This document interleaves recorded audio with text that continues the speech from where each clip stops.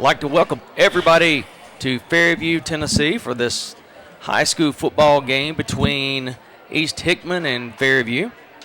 Tonight's game, the 1-0 high school Yellow Jackets will be taking on the 0-2 team from East Hickman that's just about 15 miles down the road, and it's fast becoming one of our rivalries due to just the nature of the beast called miles. And Tim, tonight, before we get into this game, let's give early credit to the real team that puts us on for the home crowd, and that being for those that sit on the couch and watch the replay. The Fairview media team tonight covering the East Hickman game is students Tyler Tuttle, Blake Fahey, Kelly Moore, Justin Donmoyer, Ian Driscoll, Hunter Gullidge, Paul McCord, Mitch Weimer, and the coaches tape tonight.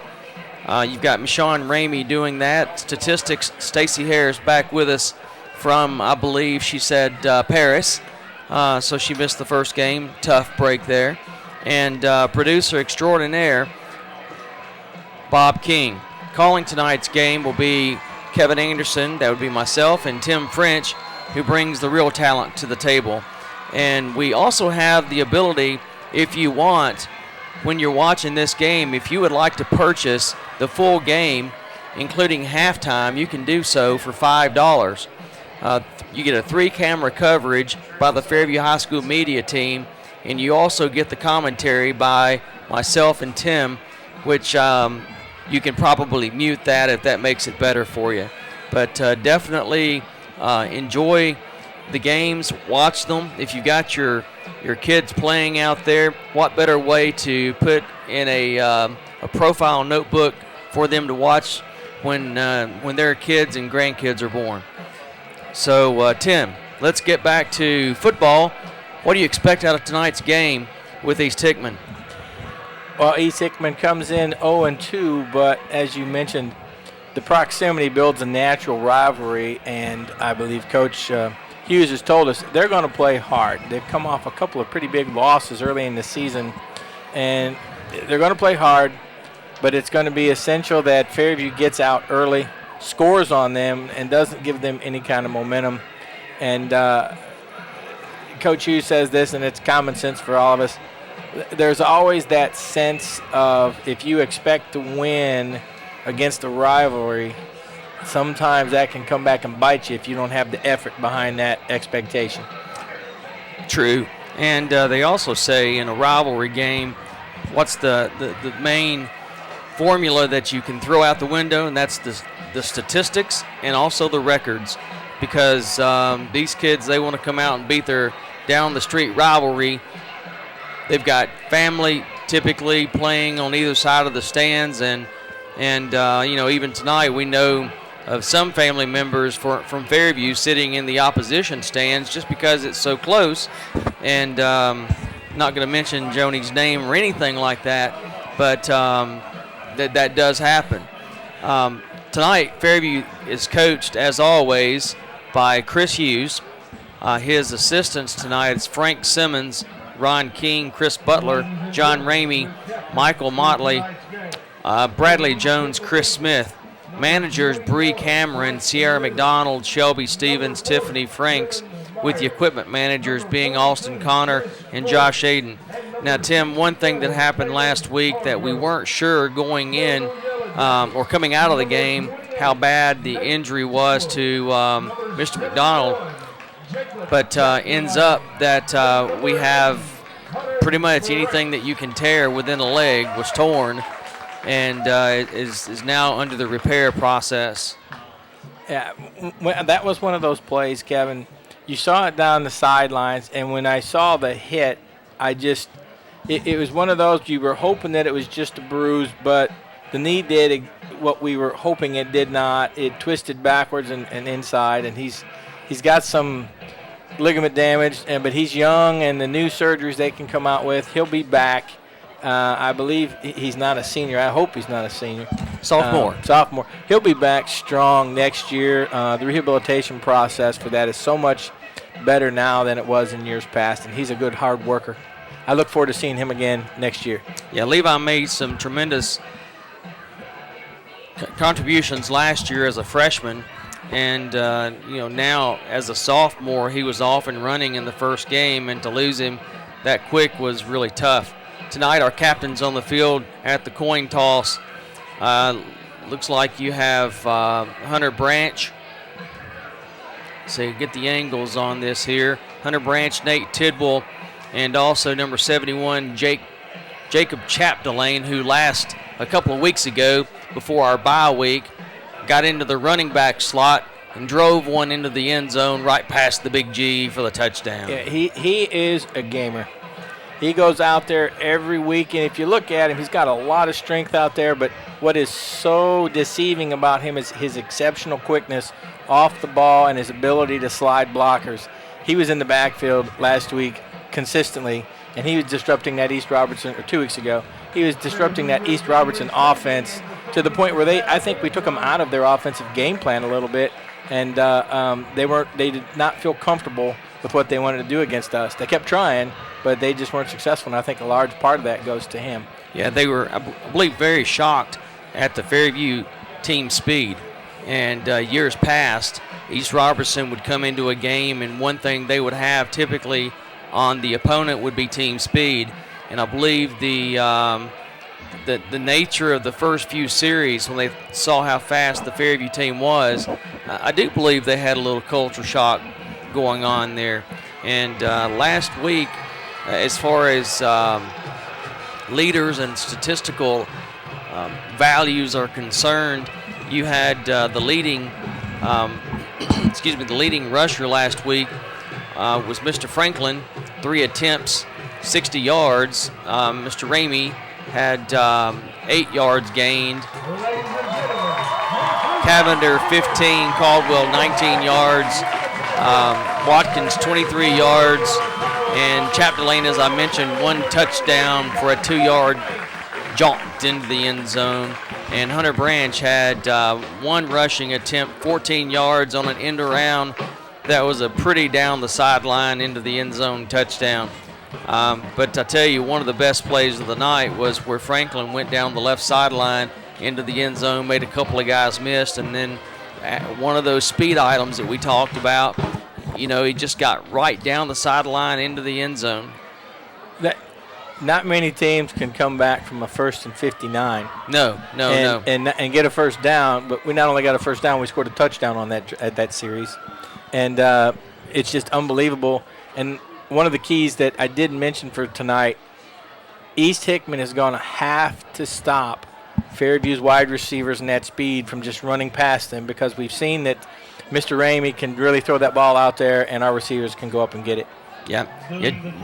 Julian Franklin, that was, there's brothers on the team. I should let you know which one it was. There was a senior Franklin, that's Julian, and he's the one that had the touchdown. And then you've got Ernest, number 18, who actually is back to receive the kick tonight, along with number 28, Nate Tidwell. And the kick is kicked low and short. I believe they tried to get away with the same thing that East Robertson did last week, kick it hard into one of the Fairview players and hope that it ricocheted back to them. And quite frankly, Dakota Caldwell right there, another sophomore, caught the ball, got right down on it at midfield, and that's where we're going to start, just barely into Fairview territory. First down, 10 yards to go.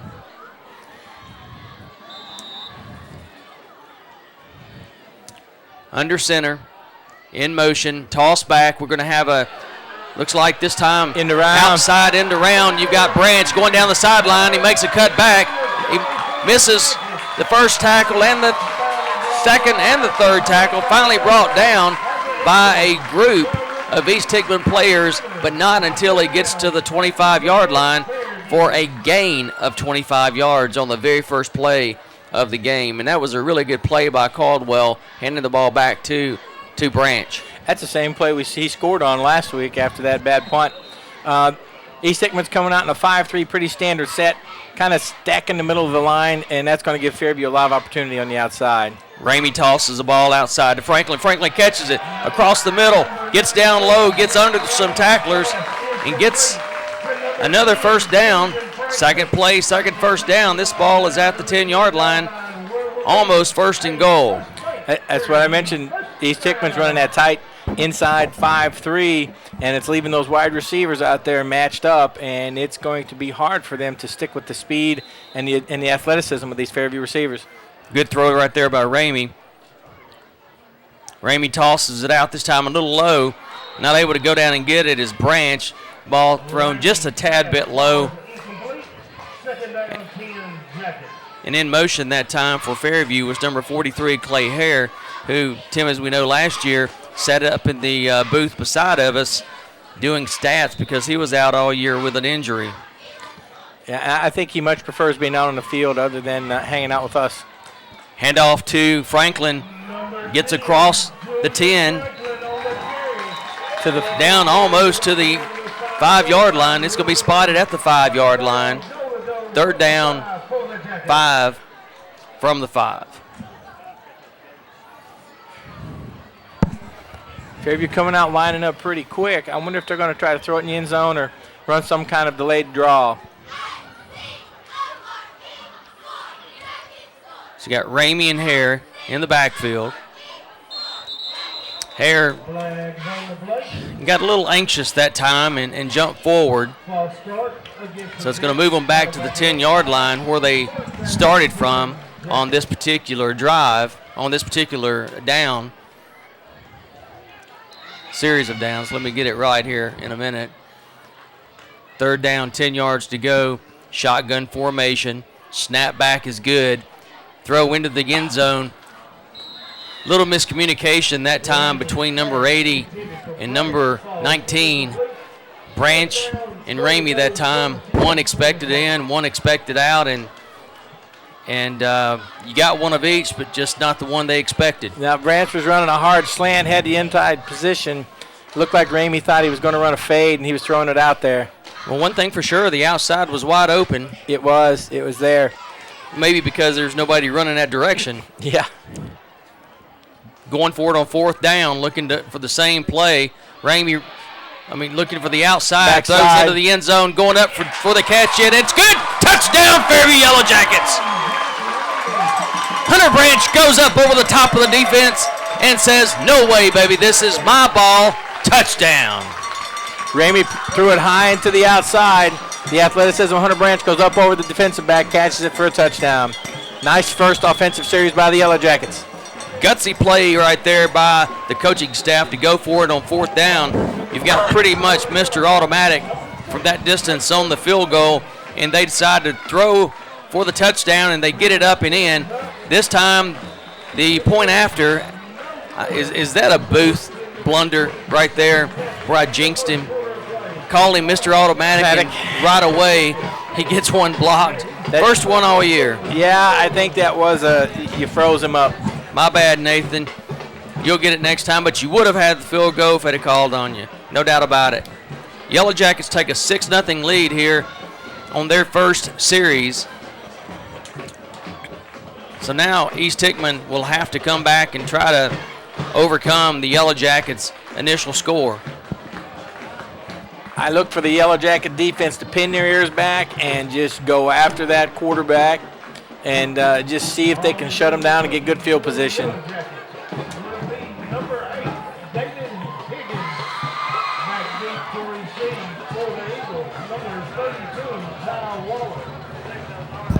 Well, Tim, that's the way you want to start a football game, though. You want to move it down the field, and that's exactly what the Yellow Jackets did. In the Woody Hayes Football 101, you always want to take your opening drive and score. Good kick down the field, down to 5-yard line.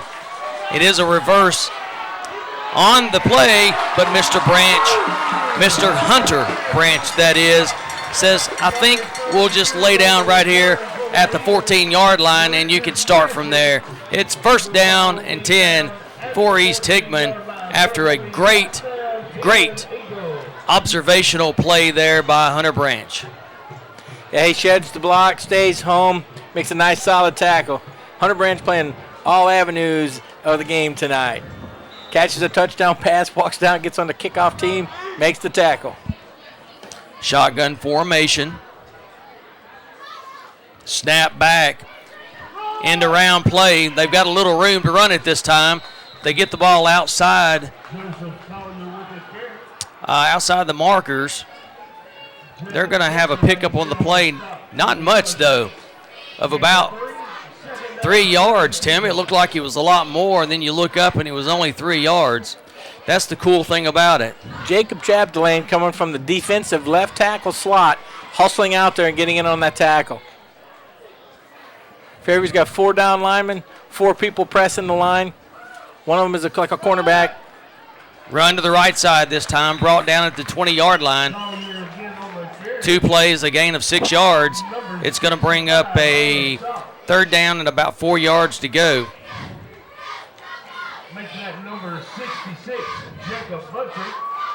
Fairview coming out with 4 down linemen. When you see teams do that, Kevin, that means they've got a lot of faith in the athleticism and the tackling ability of their 4 linebackers. 3rd down 4, Yellow Jackets. Now they're bringing, I believe that's Caldwell up to the line. King gets a snap, hands quickly to number 11 on the play that's got the outside. Gets a lot of running room. And he's all the way down to the 39-yard line. And that was number 11, Joseph Collier, who's a sophomore. So at quarterback and running back spots, you have a freshman and a sophomore for East Hickman. Fairview's line is getting a lot of penetration, but they're running to the outside and they're getting the corner. Snap back this time going to the right side. Yellow Jackets have it covered, and they're going to stop them for no gain on the play. 2nd down and 10 yards to go.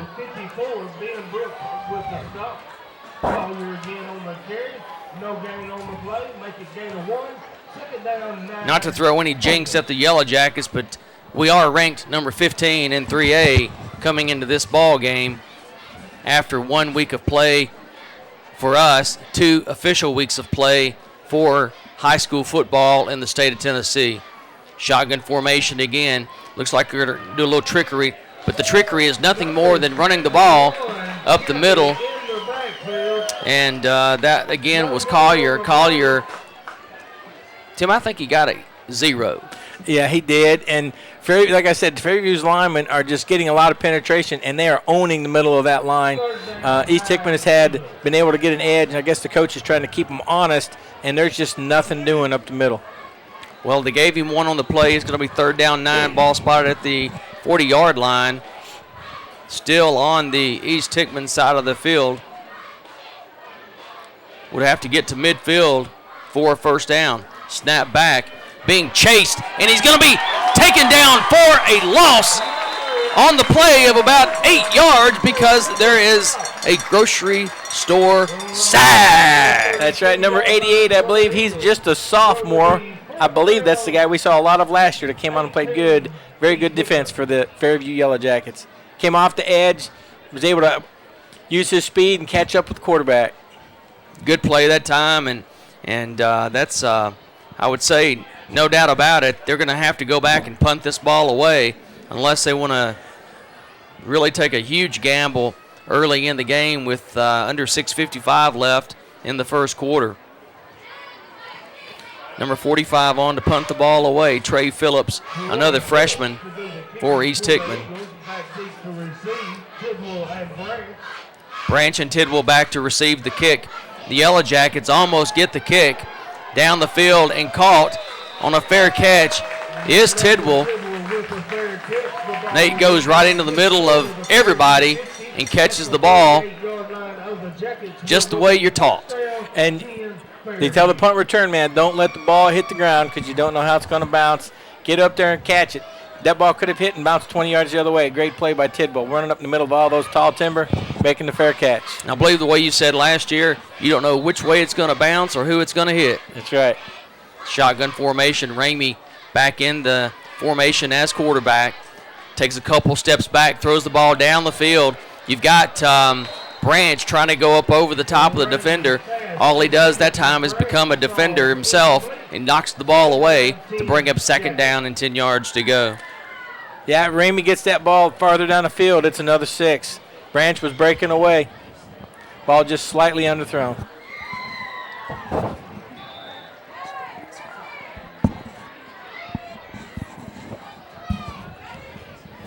Second down and 10.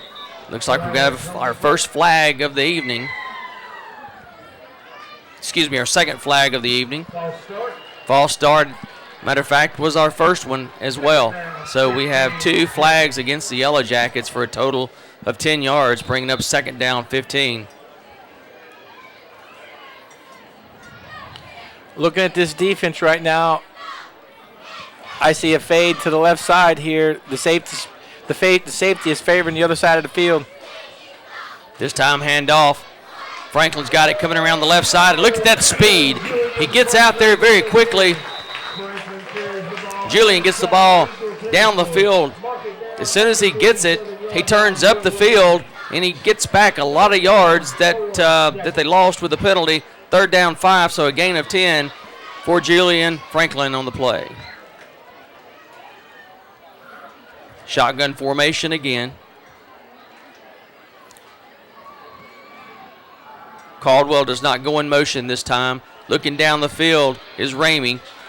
Ramey rolling to his right. He's going to just throw the ball, pretty much throw the ball away.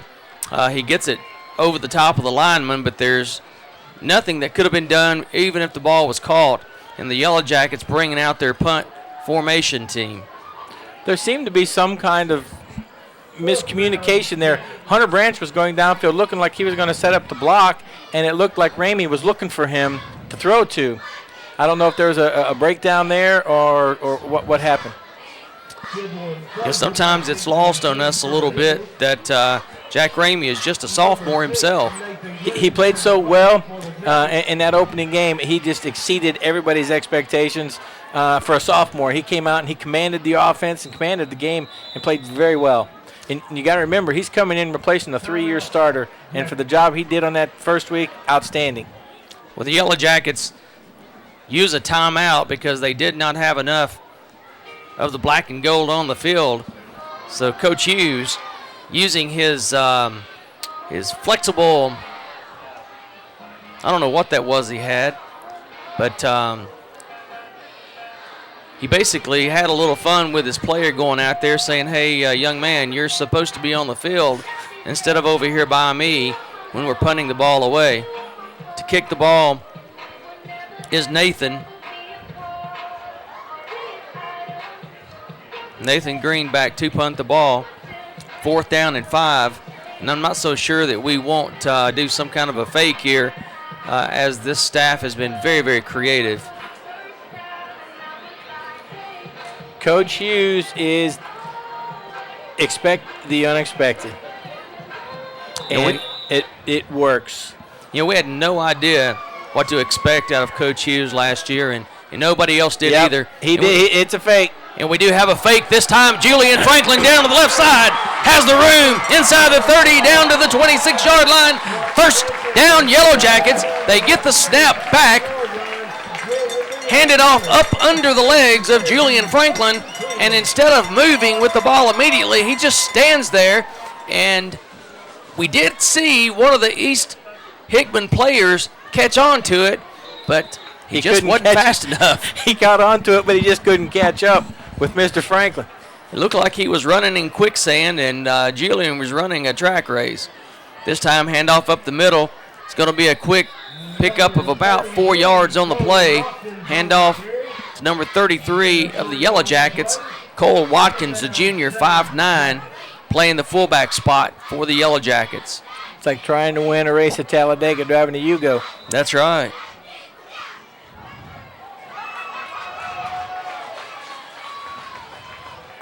Toss back. Got a little room. Good blocking right there by the Yellow Jackets. Inside the first down marker at the 15-yard line. Good run that time by number 22, Dakota Caldwell. Another sophomore on this team that, you know, just continues to get better each week. First down, Yellow Jackets. He went out there and really got up behind his blocker, saw that lane, and cut up in there real nice. That was a nice developed play.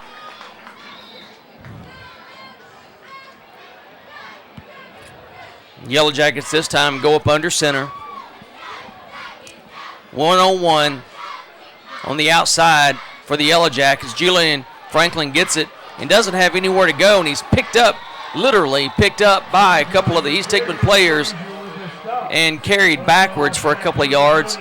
And they're actually going to give him the the backward carry motion. I guess forward progress doesn't matter when you're in the air. I guess not. I guess they thought he wasn't moving his legs because they were wrapped up like a Christmas gift. Second down, 14 yards to go. Fake down the field. Ramey is going to have to pull it down and just take the hit that time because he had nowhere to go. Really good play that time by East Hickman. Did you notice the change in the East Hickman defense that time? We've been up here, we've seen it, that safety has been really shading the short side of the field, and it was leaving either one of our wide receivers one-on-one. You knew we were going to pick up on that last play. They dropped a guy back deep to give the safety a little help on the far side of the play. Sure did. That was. Well, Yellow Jackets need the 6-yard line. Ball spotted at the 24, so need 18 yards. Going down the field, he's got Branch, and it's a good throw, and it's a good catch. Not enough for the first down, but it gets you enough that you have a better decision if you're going to go for it on fourth down. Really, Tim, almost exactly where we were the last time we had a fourth down and we scored the touchdown. This time 4th and 4 at the 10. Last time we were 4th and 10 at the 10. Oh, offside, I hope. Looks like the Yellow Jackets are popping themselves in the head. And changes. Looks like it's going to change their mind. They're going to be kicking the ball, trying for a field goal. Kevin, I just want to say on that third down play, Hunter Branch, it takes a lot of courage to cut across the middle, looking at that safety, knowing you're going to take one for the team, and he stayed on that ball and he caught it. That shows you the kind of character he's got out there. Absolutely. Eric Mangrum to hold, ball down, kick up and away, and it is good. 9-0 Yellow Jackets as Nathan Green puts the left foot into it, deep into the end zone, deep through the end zone, through the uprights for 3 points. Maybe that extra point, he was just a little bit too close. Yeah, I think it was blocked. I'm pretty sure he wouldn't have missed it on his own. The guy's just unbelievably accurate. I watched him before the game started. He kicks this almost like a soccer shot where the ball doesn't go end over end. It's like a vertical spiral where he can turn the ball as he's kicking it down the field. I was sitting there thinking, I wonder if he's going to do this in a game sometime, like kick it toward the hash and we have a speedster or Franklin out there seeing if he can get it on the sideline. It was really amazing what he's able to do with that ball. I tell you, it really has been nice watching Fairview over the last 10 years, 1 year after the next, having a kicker that can take the ball deep. Yeah, it goes all the way back to Jasecki. Gasecki started the whole process. This time a fake handoff, misses. I tell you what, number 2 that time for the Yellow Jackets had a good shot at him. Joe Bogg did, and just really a good play by number 33 of East Hickman, Richard Massey. He's a freshman too, Tim. Good effort by both players. Yeah, real good effort. That time, the East Hickman player got the better of it. That's all. It was a good play by both of them. He went down, broke down, tried to make the tackle, and it was a real good effort by the East Hickman return man. You know, Bach, the only reason he didn't get him down is the knee came down on his back. Number 11 gets the ball, goes to the right side, and he's hit by 2 Fairview defenders. Hit by, was it 66 and 56? Yes, sir. And once again, that play looked like it had something there, but that speed of the Fairview defenders, the defensive end gets out there, and that linebacker steps right up, makes the tackle. I believe that Hare, number 43, wasn't it? Hare's 43, and also 56 is Bolin and 66 is Jacob Buttry. Yeah, there's just a lot of speed on those 4 linebackers for the Yellow Jackets. Shotgun formation, a lot of guys in the set. I believe his knee came down. Official didn't see it. They're going to pick up a couple yards on the play out to the 30.5-yard line. It's going to bring up 3rd down and 4 yards to go for East Hickman. Fairview defense is just daring East Hickman to pass. Those linebackers are crowding the line. They're looking for seams. They're just getting in there, trying to make tackles, and not letting the linemen develop any gaps for the running back. Austin King looking to the sideline, asking for the coach's choice here.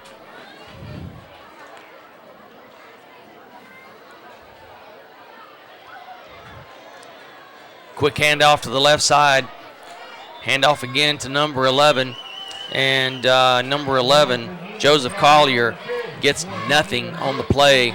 And the Yellow Jacket defense does what it's been doing. It just stands strong. 4th down and 3.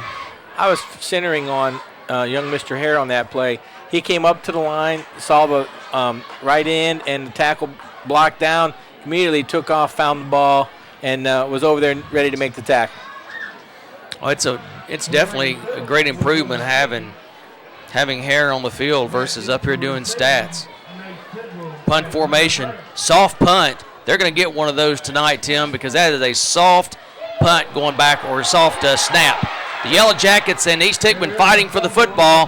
That time Tidwell didn't look it into his arms, and the ball got away. I'm not so sure who's going to come out of the pile with it, but it looked like one of the Yellow Jackets came from down the field and sliding in there, and he saved the day by coming up with that football. For all those out there that played football before, when there's a fumble and you've got to scramble to get it, it's not it's not cricket they're playing out there trying to get the football. There's a whole lot of activity going on until the referee separates you trying to get that football. And that's going to be the end of the first quarter, and the Yellow Jackets, they lead 9-0 over East Hickman. Tim, to your point there, a lot of times people think that when you visually see the guy with the football on a fumble like that, well, it's that team's ball, which really whoever wins the battle in the bottom of the pile, that's who gets the football. Yeah. If you can get a pile of players more than 3, it's not the one you see that looks like he's got the ball originally that ends up with it at the end. I think some of the funniest things that I've seen, and we've had it happen here more than once, is when the player actually gets the football, comes out of the pile, and the official never sees that, and that player, instead of standing there with the ball held up, he takes it and runs to the sideline. You're like, and the referee's still separating they're the still pile. separating the players trying to football. I saw that one of the pro games this weekend, or this last weekend, and the player got up and one of the rookies trying to make the team ran to the sideline with the ball, all excited, and the announcers never saw it. The cameraman, one of the camera angles, caught it, but it was really funny. I mean, you just can't help but laugh at that. So the Yellow Jackets take over, 1st down, 10 ball, spotted just barely outside the 40-yard line, officially on the 40. Ramey back under center, and behind him you have number 33 with the ball. It gets on the outside. Look at the run there, Tim. All the way down inside the 45 to the 43-yard line. Talk about a run. Cole Watkins took the ball, junior, and just said, come and get me. That looked like a big, strong running back out there just running down there saying, come on, fellas, I'm ready to go. There's your bus this year. Yes, sir. In motion, handoff this time up the middle. Yellow Jackets have it, running hard, digging. Number 20. Cavender that time, yes, sir. Cavender that time takes it to the right side of the field. He's going to pick up about 5 yards. It's going to give him 6 on the play. 2nd down, 4 yards to go. And Logan Cavender that time, it's fun to watch it from the sidelines because you see those legs. They're just churning out there to get those extra yards. Julian Franklin in motion. This time a fake to him, looking to go down the field. Ramey says, no, I think I'll take it. If I can get a block or two, I can get the first down at least. And he does inside the 30-yard line, or right at the 30-yard line. First down, Yellow Jackets. Kevin, I'm watching that formation and the defensive lineman for East Hickman. In the slot, the safety is 15 yards off the ball, and they've got a cornerback over here on the outside receiver. If they ran a crossing route, one of them is going to break wide open deep. I agree with you there, Tim, and just looking at it from up here, as much speed as we have, and I know the coaching staff is catching this from the sideline, if we get a little one-on-one action and get that pass going deep, it's all over. Cavender coming across the middle. This time he's got a little one-on-one action. Ramey to Cavender. Cavender takes the ball down near a first down. Ball out of bounds this time at the 21-yard line. It's going to be 1 yard short of a first down. Second down and 1 yard to go. Fairview's offense running much quicker. They're getting into a rhythm, and this is when they're most dangerous. You know, statistically, last week, Ramey was 7 of 15, 158 yards and a touchdown. So he definitely had good stats last week, and the best stat of all, there was no turnovers. Number 10, Julian Franklin with the carry. Julian took that ball, and the younger of the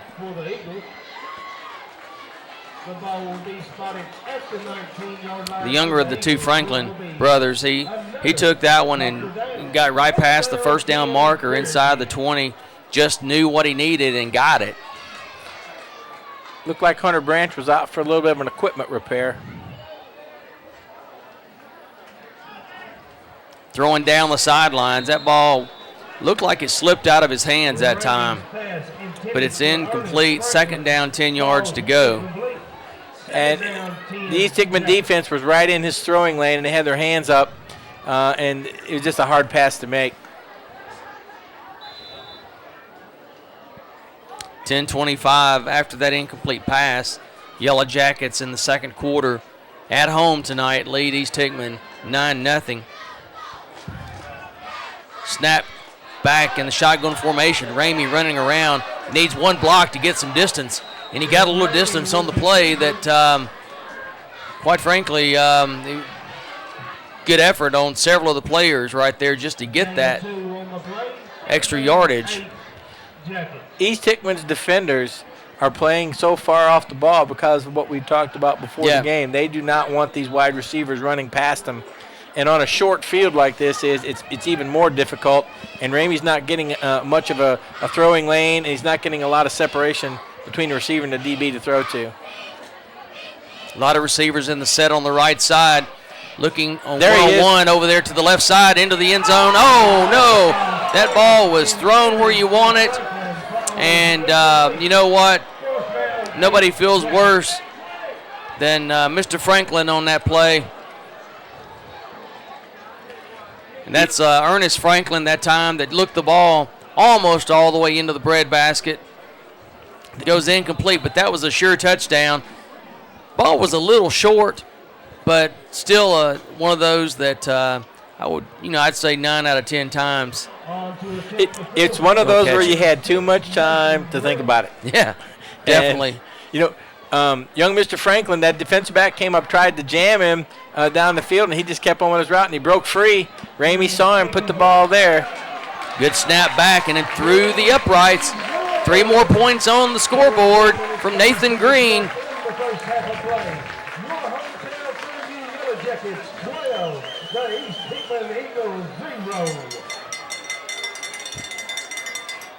Tell you what, Nathan's got one heck of a leg on him there. Yeah, and they are executing. It's good. You always like a team. I can remember the days down here you'd go for it on fourth down thinking player position because you just didn't have somebody that could put it through the uprights. Fairview, as you mentioned, for several years now, we've had people that could get the job done. We may get stalled down there and not be able to go for 6, but we have enough confidence in our kickers that they can come out there and put that ball through for points. So it's still positive for the offense. We're putting points on the board. Yep. I remember. Let's see, who was the running back led the state in rushing? Oh, Cawthron. Aaron Cawthron was ended up having to go for 2 points because we didn't have anybody to kick it through. It was in either double or triple overtime, and so we did not get the play. Kick all the way down. This time is going to be reversed at the 5-yard line. Picked up again by the Yellow Jackets. A good heady play there by the Yellow Jackets, knowing that play is on the table every time.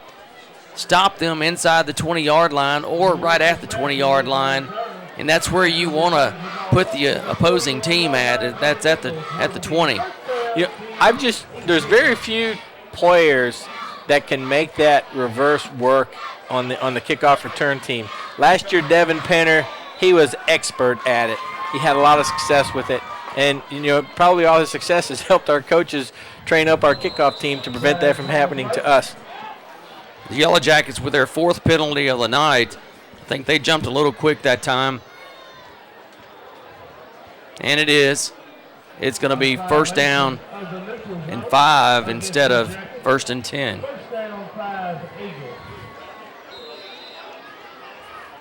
But, going back to that play, the Yellow Jackets end up, the other team, to win the game. They had the ball. I think it was 4th down and like 40 yards to go. It was some crazy number. Good play right there by the defense. Ball thrown out in a flare pass. Is that Caldwell? Dakota Caldwell, 28, or is that Tidwell? Looked like Tidwell in on that tackle for about a 1-yard loss or no gain on the play, one or the other. And I want you to look where Tidwell's at. He came from the other side of the field. I tell you, man, they're just quick. They're just reading this offense very quickly, knowing what they're going to do, and they're executing on defense. And East Hickman's just not having a lot of success. Shotgun formation again for East Hickman. This time hands the ball off across the right side. Yellow Jackets again, Tim, right there where they're supposed to be. So they've gone from 1st and 5. They get a 5-yard loss just because, like you said, Tidwell's right where he was supposed to be. Now you've got a 3rd and 9 when it was 1st and 5. And Tidwell is playing both. He adjusts where the ball is. Now he's on the defensive right side, and he adjusts to that offensive formation. But one of the things we've done on defense, early in the game, they were getting that edge. Our linebackers are now playing a little bit out, and they're waiting for it, and they're just shutting it down. This time a fake. They're going all the way back after the quarterback, and they got him. Sacked by the Yellow Jacket defense. 54 in on the sack, along with number 88 for the Yellow Jackets.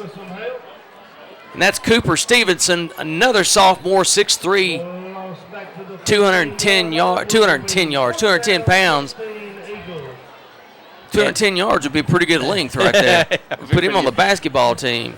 Yeah. East Hickman has a young quarterback out there, and one of the things you're concerned about with him is not getting rid of the ball. But in his defense, he's getting the snap, and he's looking at 4 Yellow Jacket defenders before he has a chance to think. Tidwell this time back to catch it. The Yellow Jackets again going after the punter, calling for the fair catch. And this time it looks like East Hickman's going to come up with the ball.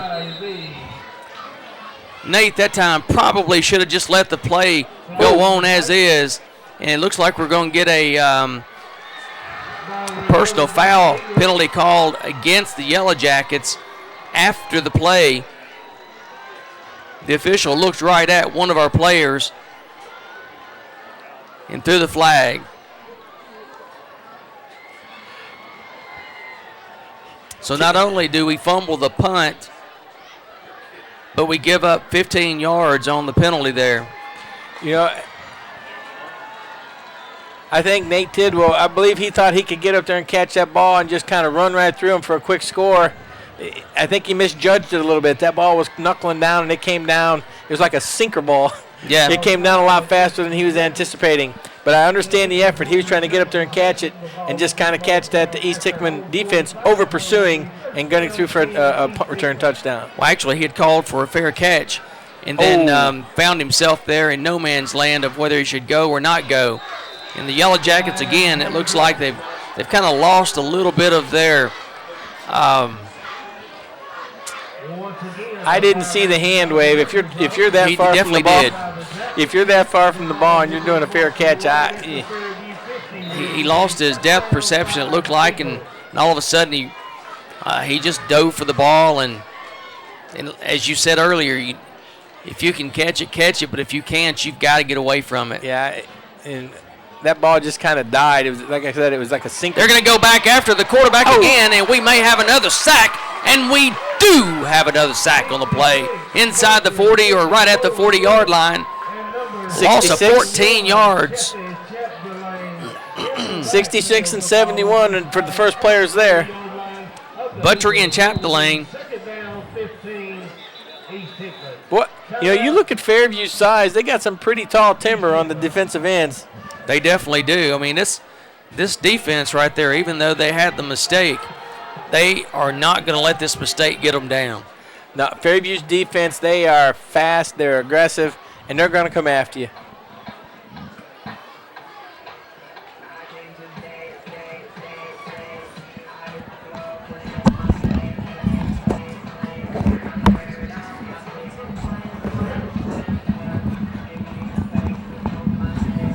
The Yellow Jackets coming into this game again ranked, and they're down the street. Rivalry is 0-2. We're 1-0 on the year. But one thing I'd like to encourage all of you fans out there,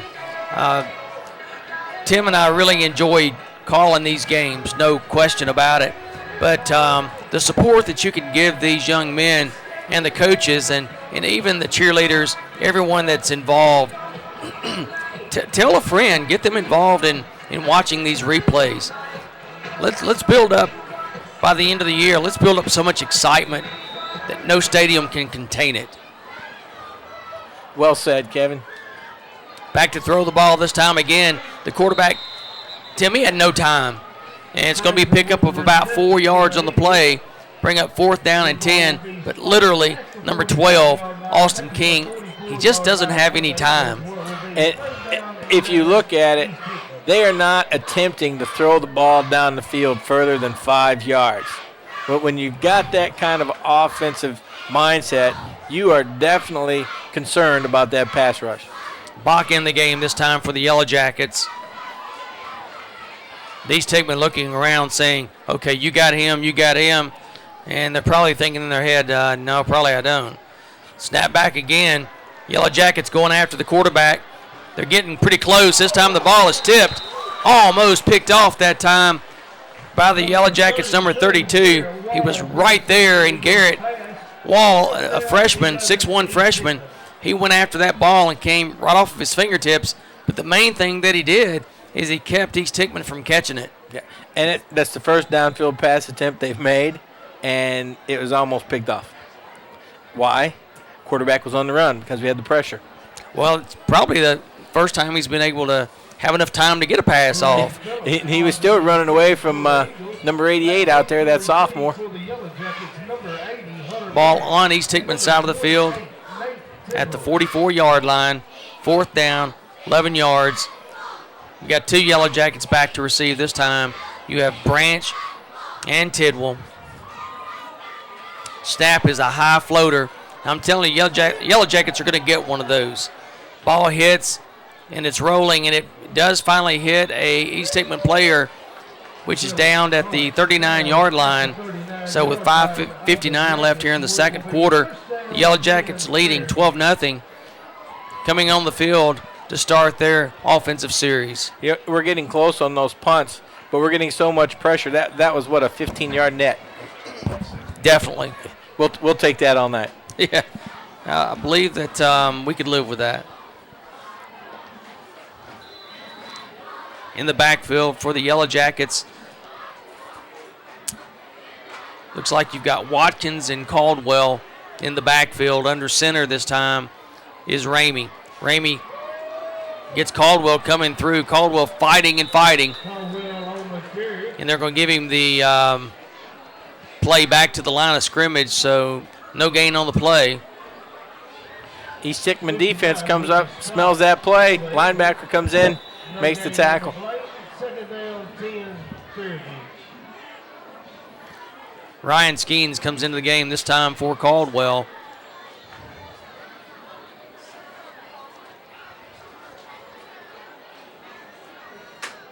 Back up under center again. This time handoff to Skeens. He gets to the left side, and he's got a lot of running room. He gets the first down and more. Out past midfield into East Hickman territory to the 47-yard line. First down, Yellow Jackets. 4-4 defense. Fairview offensive coordinator says, I'm going to come right at you with a fast blast play. And number 14 turns on the Jets on that left side. And we've got a flag. Ryan Skeens right there just took the ball, and you saw some Jets. He was fast to the hole, and that's what you want to see in a running back. Don't be dancing, be doing. The flag this time is just a sideline warning to the Yellow Jackets, trying to keep the coaches away from the sideline.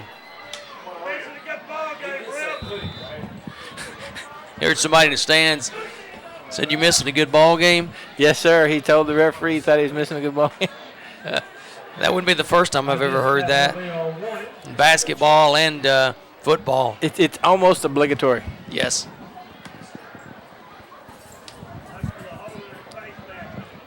Under center again.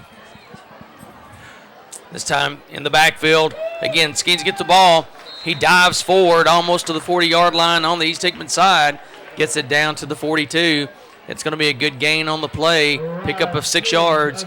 Second down, 4 yards to go. Gain of 7 on the play. Second down, 3 Jackets.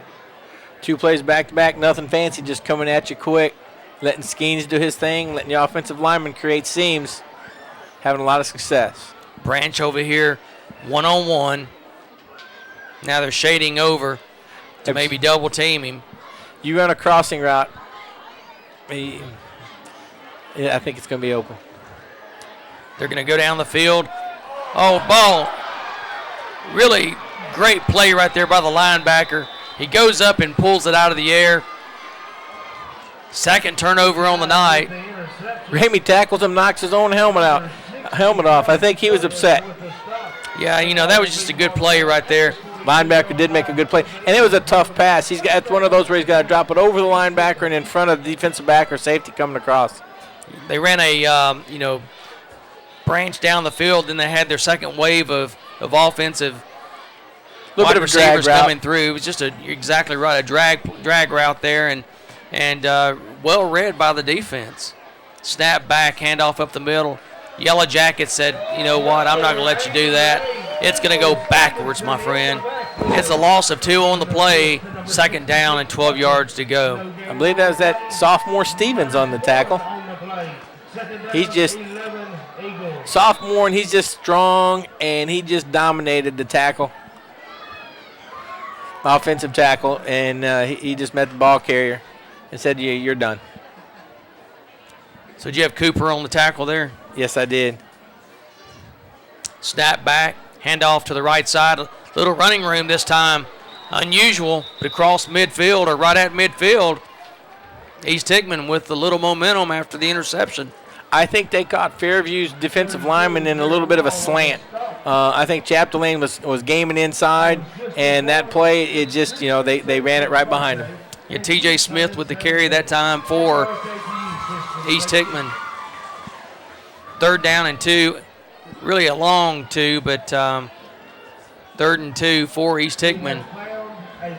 Spotted just on the other side of the field, on the Yellow Jackets side. Shotgun back this time again, going to the right side. They have a first down. Ball almost gets to the 45-yard line of the Yellow Jackets. It's going to be a first down, though, for East Hickman. Ball spotted at the 46-yard line. I believe that's their first down since the initial drive of the game for the East Hickman team. Maybe the first down they've had since they were building tires with rocks.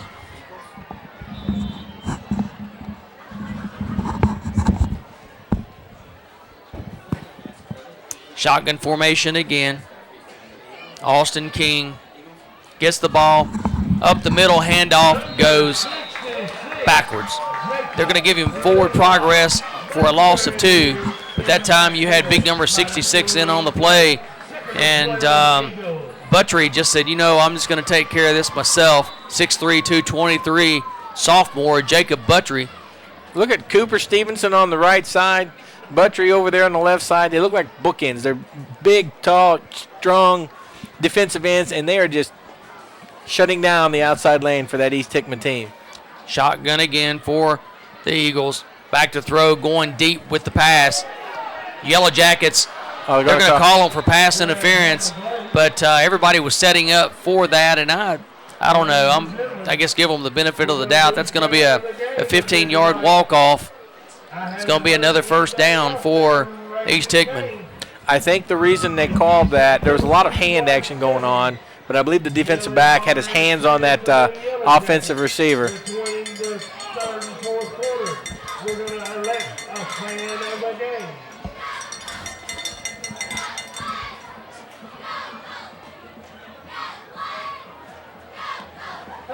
Pass interference call results in a first down for the East Hickman Eagles. This is typically the area where that Fairview defense, when teams do get here, they start to stiffen up and they make plays. Ball at the 32-yard line, first down. 10 to go. Under 2 minutes left here in the second quarter, and the Yellow Jackets, pretty heavy favorites tonight. They're only up by 12 points, and the Eagles are driving with the ball, and they're finding some seams on the right side, middle to the right side of the line. Jumping right over the top of the guard. Pick up a 4 there. Second down, 6 yards to go. Bringing in a little bit more beef on that defensive line. Number 77 looks pretty healthy.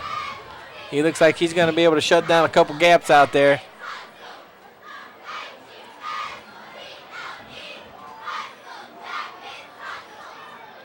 Kevin, you can tell this Fairview team has done a heck of a lot of work in the weight room.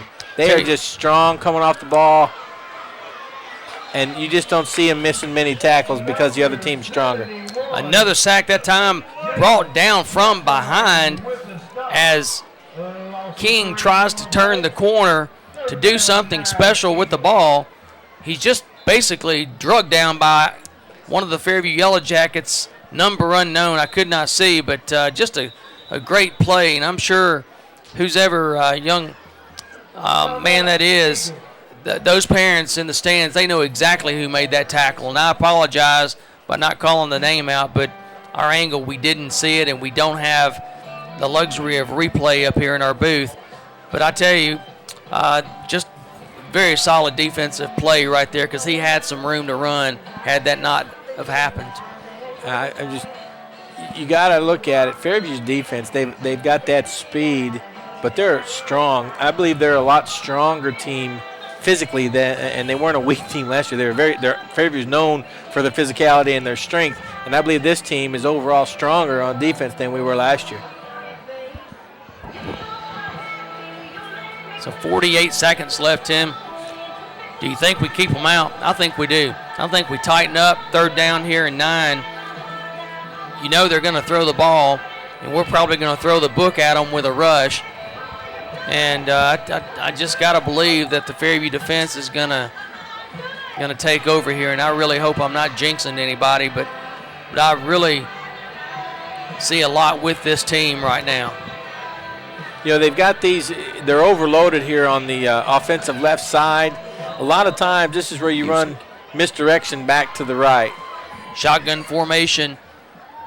King gets the ball, goes back, and we are rushing him, and he's got a flag in the backfield. I'm not sure if we're going to have holding on the play or not. I believe we are. Yes, we are. Yes, it's going to be holding against East Hickman. The Yellow Jackets were on that big rush, and the Eagles, they put their wings out there, and I believe they got a hold of one of those Yellow Jackets coming through the line. That's the only reason we didn't sack him. I believe it was Cooper Stevenson that was getting a good pass rush, getting movement, and that offensive lineman just held him because he wanted to get some time for that QB to throw the ball downfield. 10-yard penalty. This may be their first penalty of the night. Okay, they're giving a 5-yard walk-off. It's from the spot of the hold, and even if it was at the line of scrimmage, he's still a little bit short. Otherwise, if it was farther down the field, he'd be illegal. It's holding, not 10 yards. It is 10 yards, but it's from the spot. Yeah, that's why I'm saying it's even short, because if it was at the line of the scrimmage, he'd still be back. Yeah, I mean, I guess I missed that. Back again, Steven going after the quarterback. They've already hit him once, hit him twice, got the jersey, and they throw him down to the ground. Number 77, Ian McCormick, Sr., he just had a hold of that jersey and wasn't letting go. Takes him down to the ground. 4th down and long. 10 seconds left in the half. Cooper Stevens putting pressure in on that right defensive right side. Quarterback has to step up. At that point, we had, I believe it was number 66 chasing him, and then 77 got those big, strong paws on him, put him on the ground. East Hickman gives up in the first half, basically. No additional play, no spiking. I mean, no punting, kicking of the ball. They're saying, let's let this thing in. We're pleased. We're down 12-0. Let's try to come back and do something in half number 2. Tim, the Yellow Jackets played good in the first half. They just didn't score a lot of points. Yeah. Very workmanlike. If you were to categorize this game for the first half, Fairview's offense very workmanlike. They're just moving the ball down the field.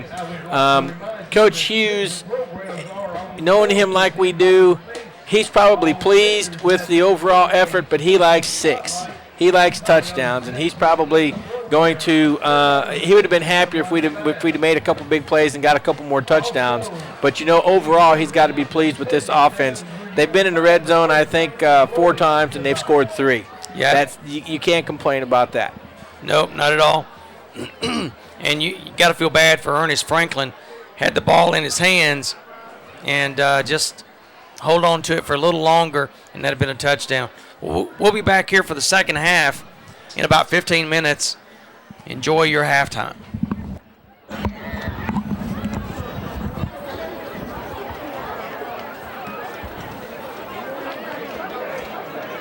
Well, ladies and gentlemen, first up this evening at halftime will be the East Hickman Eagle Marching Band.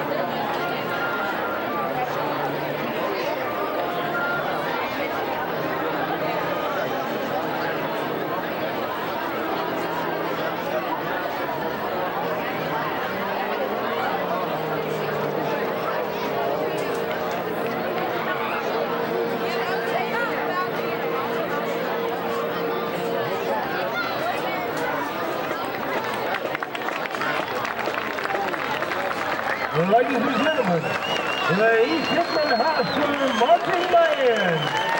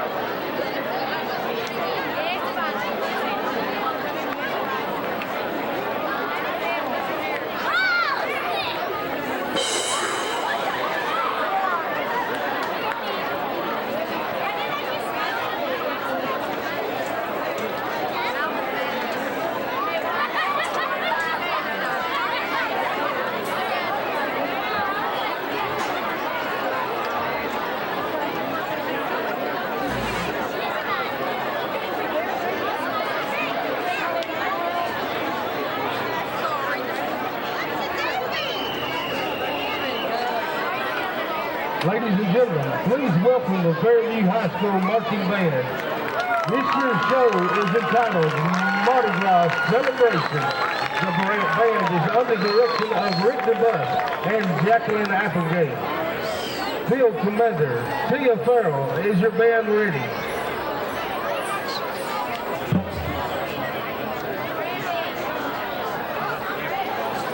You may take the field in exhibition.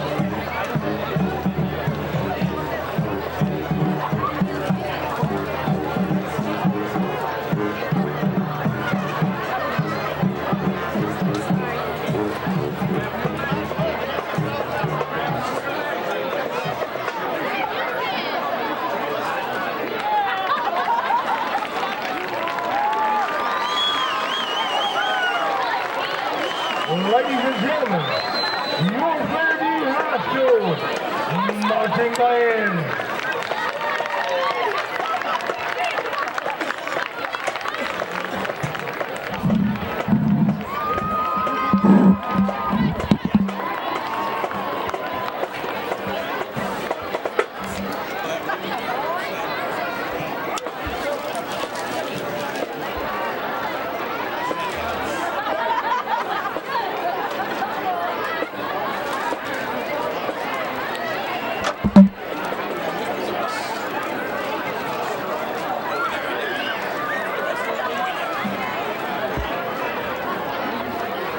Getting ready to start the second half of action. Fairview Yellow Jackets, the homestanding Yellow Jackets from Fairview lead 12-0 over the Eagles from East Hickman. The Eagles had 16 total yards in the first half, Tim, whereas the Yellow Jackets had 163 total yards, and that's not a lot of offense in reality based on the way the Yellow Jackets usually play. But holding them to 16 yards is pretty impressive stuff. Defensively, we've been all over them. Tonight, again, let's go over and give you guys who's responsible for bringing you this action for the media team. The students involved with the cameras and setting everything up. And folks, believe me, it's a lot of effort that these young men and women put into bringing you this action in a play-by-play manner. And in addition, one other thing that might be unbeknownst to a lot of us out there is that without having a team like Tim and I that's doing the play-by-play, Channel 3, Channel 19, they will not typically put the game on because they're wanting some type of a play-by-play call being made instead of just having kids running up and down the field with the football. And definitely that's how this got started, of having a play-by-play team. And I just thank Tim for joining me 4 years ago. It's been a heck of a lot of fun having Tim up in the booth with me calling these games. And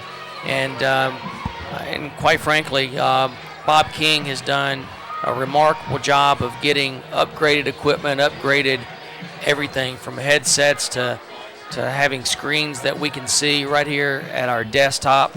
It's been pretty cool.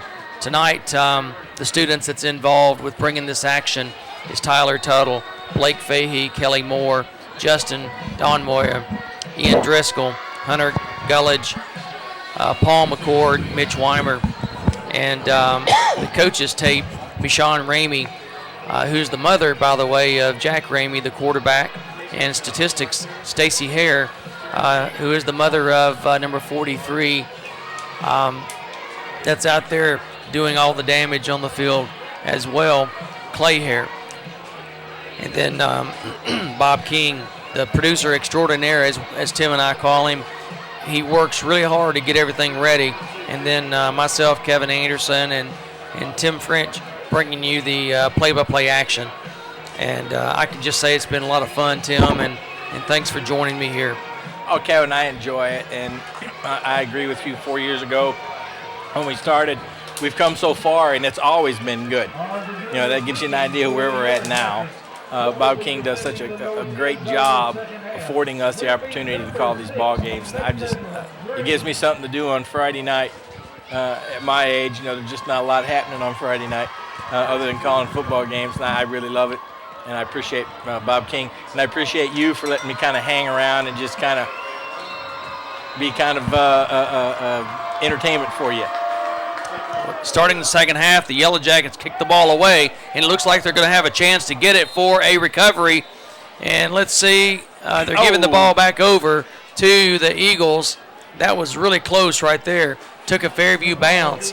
We just could not contain the ball. That ball kicked up and went right over the East Hickman player, and we were this close to catching that one on the run. Man, that was great. I love those kind of unexpected plays from Coach Hughes.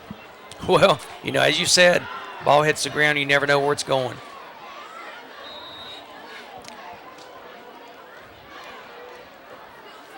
The first series in the second half, Eagles have it. They're going to come out shotgun formation. Austin King's been the quarterback the whole way. Trying up the middle again, going nowhere. The Eagles, second down, 10 yards to go. Number 32, Gerald Wall in on the stop for the Jackets. No gain on the play. There's just not a lot of movement on that Fairview defensive line. East Hickman is having very little success moving that Fairview team off the line. Their best series was probably that last one, and they were doing quick hitters, and Fairview they probably adjusted at halftime, and it'd be interesting to see if they can have any success with that this half, or if Fairview's defense will continue to dominate. Yeah, the thing that the Eagles have changed from last half also is they've changed running backs. They've gone from Collier, and he's going to have a sack on the play, but I believe, unfortunately, we're going to have a face mask to go with it to negate the sack. You had, the defensive line right there just dominated, got in, and unfortunately, we got a hold of the face mask, and maybe this is going to be one of those incidental 5-yarders, which it is. Yeah, and he was just swarmed. I think they're all looking for an area to grab him, bring him down, and they just had a inadvertent grasp of the face mask. And you just really feel for these players because they're playing so hard and they're working to get a sack. Number 24, T.J. Smith, is in the game, who replaced number 11, Joseph Collier. And Collier probably, how you go to the bullpen, he probably stuck his arm up and said, hey, Coach, let's go to the bullpen. I'm taking a beating out here. As number 24, right on cue, T.J. Smith gets the handoff and goes up the middle and takes a beating as the Yellow Jackets brings him down. Man down for the East Hickman team. Not sure who it is. We always, when we see a player down, no matter which team he's on, we just pray he's okay. Because this is a game. These young men and women are, on the sidelines, the cheerleaders with their cheers and the guys running the footballs. They're doing it for entertainment. These young men, they get out there and they work so hard. They don't enjoy much of a summer vacation in terms of time off. They're running, lifting weights, practicing on their own, and studying and just getting ready for the football season. And you really hate to see any of them go down. Looks like Chris Gordon is the injured player, giving way to his left leg. Hopefully it's just something not very major at all. We'd love to see him back in the game, matter of fact. Gain of 1 on the play. Third down, 8 Eagles.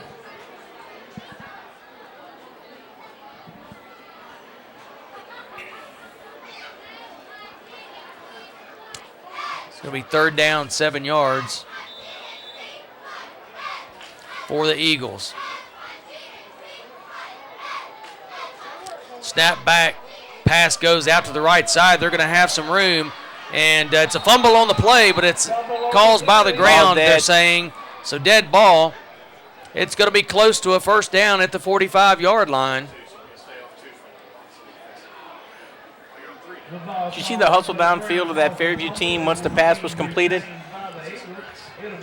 Definitely good play right there, offense and defense. And where he landed gave him the first down by, had to be just a few inches.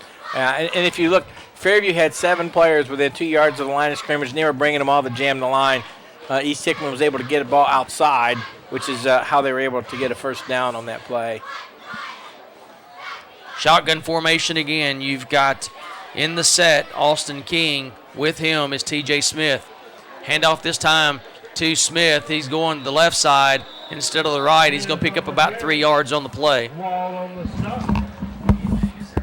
The ball will be spotted at the 48-yard line. Where will be second down, 7 East Hickman.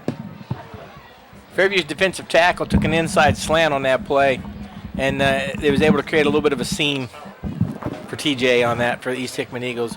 Fairview's defense, this is where they normally will stiffen up and make some big plays.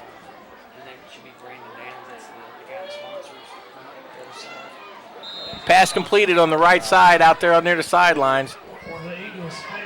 Lillard.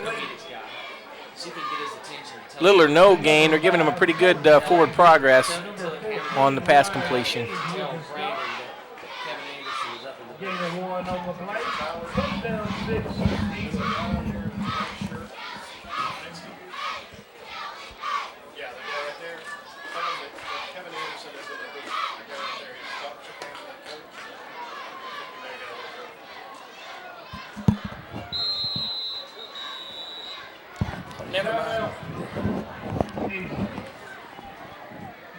Never mind. It looks like the player over there, he's going to check him out. Got a timeout on the field. 3rd down, 6 yards. Tim, this has definitely been a hard-hitting game. Yeah, we've got a man down on the East Hickman side, and it looks like Fairview's team physician is headed over there to check it out, make sure he's okay, and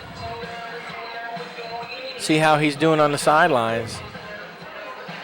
You know, that last pass play, they were very generous with the forward progress. He completed the pass, and he was hit immediately. And I was originally calling, a pass completion for a loss of yardage, but they did give him some forward progress.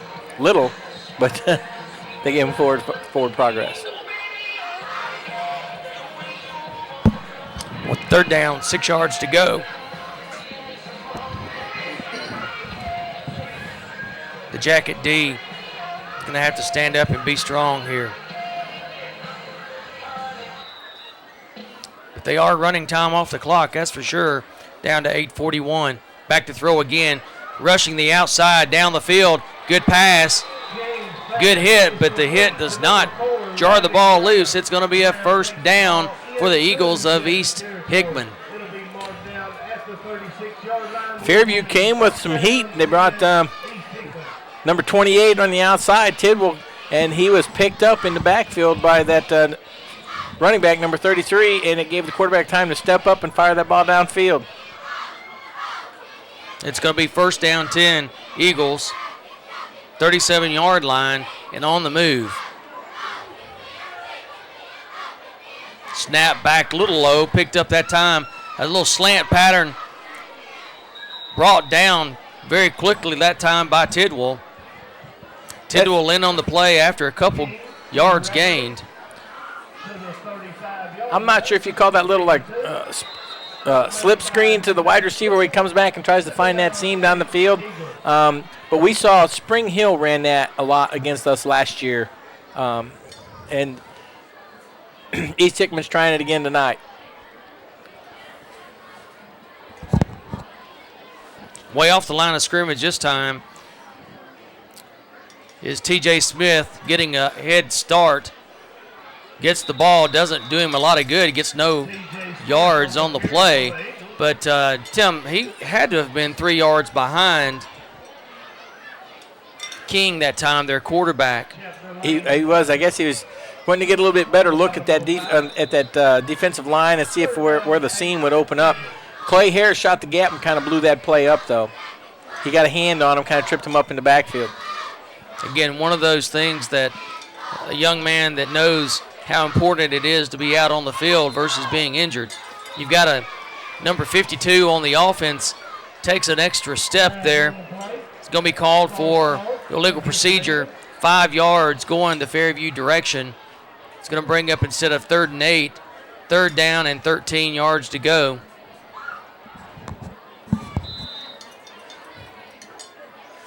Fairview's defense are coming out. They're still jamming that line, and our defensive backs and linebackers, we're just coming right up to the line of scrimmage on their wide receivers, not giving them any space.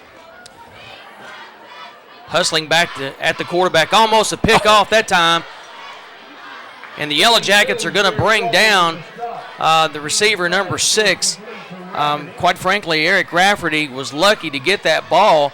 The Yellow Jackets were all over that play, and getting the ball, that was kind of magical to get the ball at all. We had coverage on both sides. Yeah, I mean, I'm not, you're right.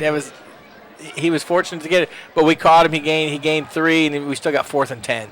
Yeah, ball at the 37-yard line, so it would be a 54-yard kick. East Hickman's coach, unless he's going to run some sort of fake, he's showing a lot of respect for that Fairview offense. He doesn't want to give them any kind of field position. He's going to try to pin them back.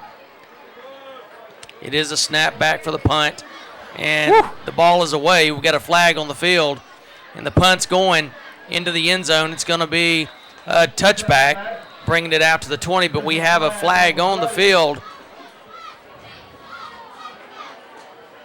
at the 37-yard line, so this could be illegal procedure, which means they're lined up, and that's what it is. They were lined up with not enough men on the line, not enough players on the line of scrimmage. I think some of those outside linemen were trying to cheat back, knowing that Fairview was going full out for the block. They were trying to give themselves a little bit better angle. And since the ball goes into the end zone, they're not going to make the young man punt the ball again. They're going to go ahead and take the ball. The Yellow Jackets are with 5:42 left here. Start their possession here on the 20-yard line. A lot of clock has been run already in this half. Shotgun formation. Franklin in motion. Gets it, tries to get on the outside. Takes a little jump or bounce, whatever you want to call it, to try to get past one defender. He does a lot of that jumping out there. Julian was not able to do that and get around him, but he does get a couple of yards when it looked like he was pinned in for nothing. I see a nickname coming on, Jumping Julian Franklin. JJ. Yep. Jumping Julian. Jumping, jousting Julian. In motion this time, fake handoff. Good play right there by Ramey. Oh! And a good catch right there at the 30-yard line. And I'm going to tell you, Tim, from my vantage point, what I thought was so good about that, you had a crossing pattern set up for Branch. Branch going across. Ramey sees that you have a linebacker that comes from the opposite side that would have been in perfect position to pick the play off. That was well defended by East Hickman initially. Great job by Ramey to keep that play alive, and by Hunter Branch to turn around and give his quarterback a place to throw it. I was expecting Ramey to throw it out of bounds, and they came up with something positive. Handoff up the middle this time, number 33. He's got the outside. He's got blocking. He's got the play going in the Yellow Jacket favor down to the 38-yard line. First down, Yellow Jackets. He's a bust, man. He is absolutely a bust. He broke free, and you can see him trying to downshift to get that gear going and get him to top speed quickly. Great job, number 33, reading his blocks and turning it on down the sideline. Cole Watkins just takes the ball and busts it down the field.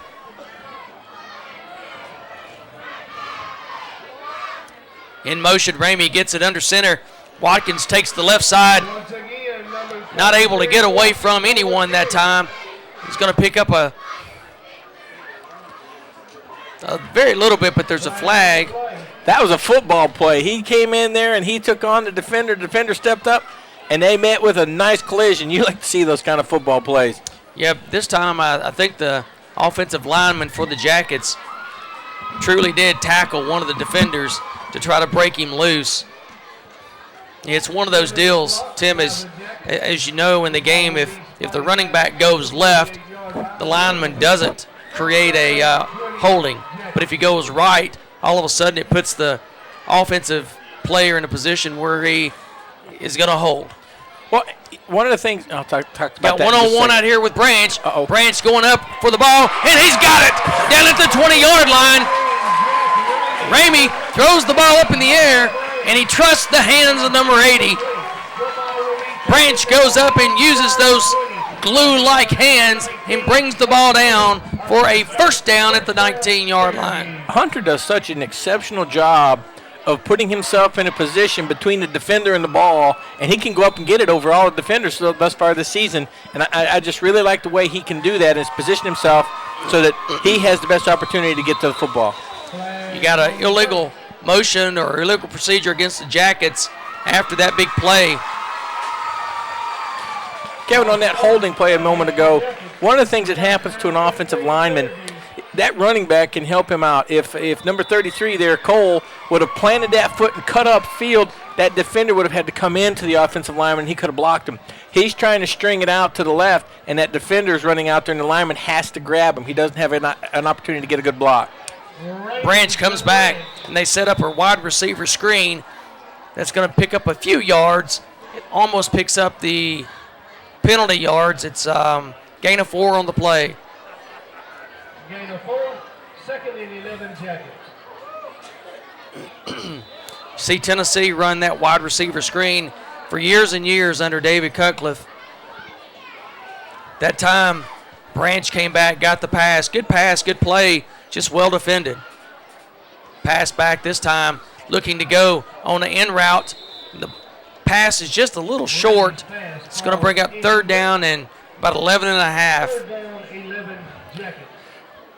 That's a play that a lot of teams have had a lot of success with, but I remember Florida under Steve Spurrier used to run that so successfully, and the key to that is that quarterback getting back there, setting that foot, getting rid of the ball quickly, and throwing that ball inside for that receiver. Good snap back, looking down the field. It's got Branch in the end zone, but Ramey pulls it in. He's going to try to run for what he can get. Gets the ball inside the 20 with the clock running. Under 2:40 now left here in the 3rd quarter. You got to be amazed at Ramey's ability to turn losses, and he can at least get back to the line of scrimmage. That's some heady play out there by the quarterback. 4th down 9 on a gain of 2. And they're going to go for it on 4th down, it looks like. Shotgun formation. Watkins in the backfield. Looks like they're trying to draw him off. The Yellow Jackets, that is. Going to call timeout. It's going to leave the Jackets at 4th down and 9. Ball spotted at the 19. So it'll be a 36-yard field goal attempt by Nathan Green if they choose to put the ball up in the air via the foot.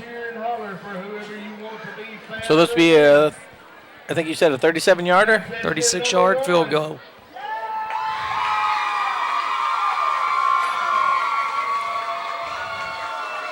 Contestant number 2.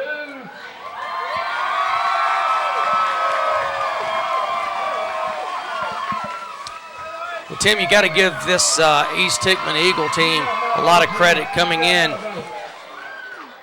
to the Yellow Jacket Stadium. Expected to lose to a very, very good Fairview High School team. And they basically have come and played toe-to-toe with the Yellow Jackets. Now, granted, the Yellow Jackets have made a couple of plays and a couple of mistakes that they usually wouldn't make, but overall, this Eagles team has done a really good job. Going for it on 4th down into the end zone. They've got Branch throwing it up high for Branch. Touchdown! Touchdown, Yellow Jackets! That was Major League pass and catch from the beginning. You get the ball into the end zone, over the top of the first defender, into the soft hands of Branch. Touchdown! Once again, Branch gets in between the defender and the ball. Great pass down the field by the quarterback, Ramey. You like to see that 4th down touchdown. Number 6, Nathan Green. Ball down, ball is up, and it's blocked again. That's the 2nd time this evening that number 29 has cut the corner and got a hand on the football. Nathan Green, number 6, that's his 2nd miss of the night on point after. 18-0 Yellow Jackets. 1:58 left here, 3rd quarter.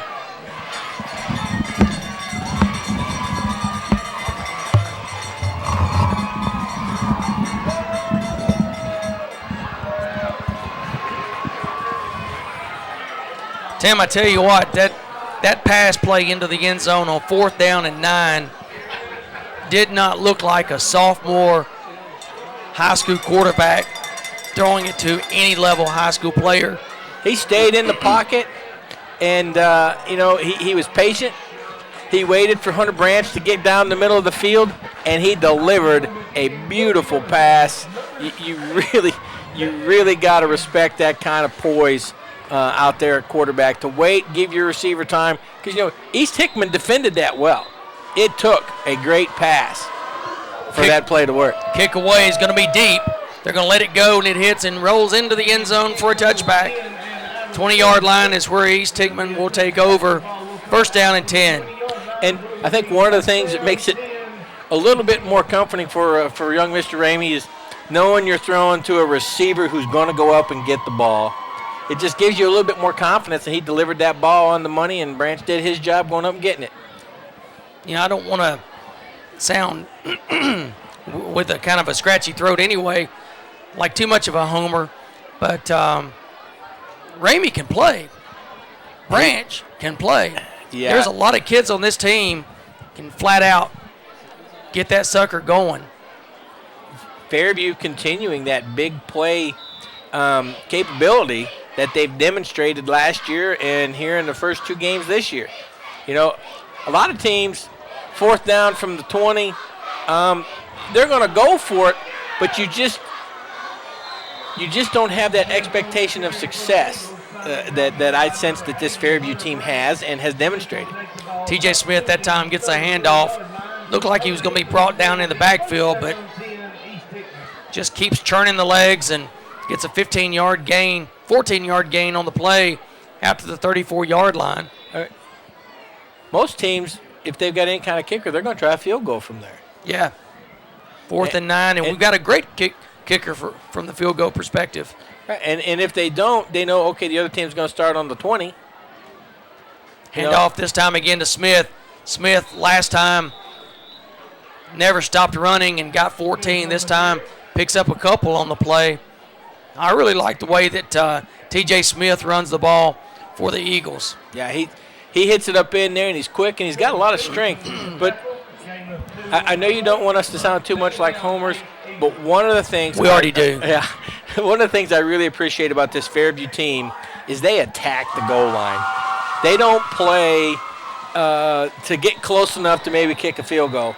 They're coming after you. And they're saying, you stop us, okay, you win, but we're going to attack the goal line. They get down there close. They're not going to start running the ball, trying to pick up 3 yards in a cloud of dust. They're going to attack that goal line, and I really like that kind of football.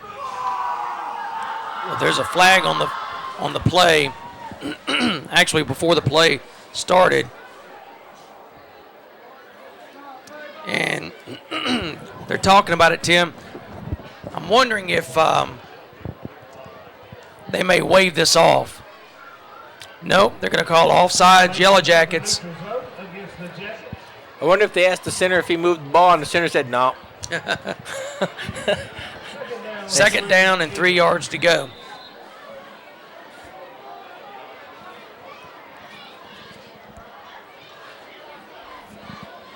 Look at the Fairview defensive line, and then look at the linebackers. You've got 10 players within 3 yards of the line of scrimmage. Shotgun formation. Handoff from the shotgun. Hitting the backfield and brought down for a loss of 2 on the play. Back inside the 40-yard line. I think it's safe to say that Fairview is daring this offense to throw the ball. They're giving him progress out to the 41 instead of where he went down at. And coming to the end of this 3rd quarter. Yeah, I just have to apologize for the voice. It'll get better. I probably won't, but the voice will. Shotgun formation. They get the snap off. Is there any help for us? They get the pass out. Oh, intercepted! Yellow Jackets take it down. Cavender, he gets the ball into the end zone. Touchdown, Yellow Jackets. I've got enough voice to call that one, baby. Into the end zone. Logan Cavender gets it off a deflection, takes it down the right sideline, past the big G into the end zone. Touchdown.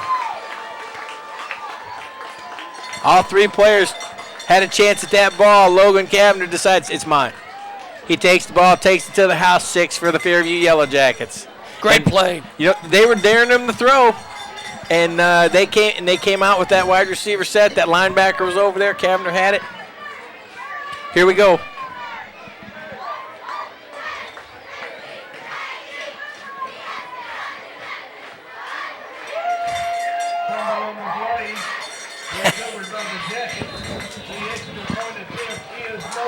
A little bit of a fumble there. Fumble on the snap, and Jacob didn't get into the end zone, but it wasn't for lack of effort. I think 4 different players hit him before the fifth and sixth ones finally took him down. Yeah, and as he's handing the ball to the referee, he's like, "Referee, I wouldn't stop. I wasn't down yet. I was still moving." You got to give me more time.